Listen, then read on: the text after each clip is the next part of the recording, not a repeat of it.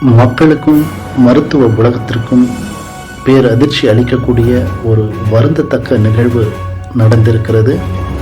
Vellore CMC மருத்துவமனையில் மருத்துவர் கிராட்லின் ராய் மாரடைப்பு ஏற்பட்டு உயிரிழந்திருப்பதுதான் அந்த துயர செய்தி. மருத்துவர் கிராட்லின் ராய்க்கு 39 வயதுதான் ஆகிறது. அவர் ஒரு இருதய அறுவை சிகிச்சை நிபுணர் என்பதுதான் இங்கு கவனிக்கப்படக்கூடிய ஒன்று. கிராட்லின் ராய் மருத்துவமனையில் ரவுண்ட்ஸ் சென்று கொண்டிருந்த போது திடீரென அவருக்கு மாரடைப்பு ஏற்பட்டு சரிந்து விழுந்திருக்கிறார்.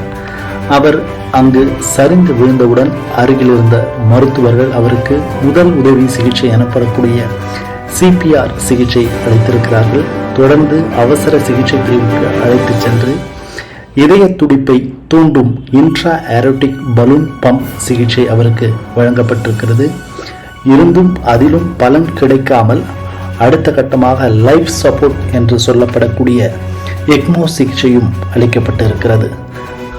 ஆனாலும் கிராட்லின் ராய் சிகிச்சை பலனின்றி உயிரிழந்திருக்கிறார்.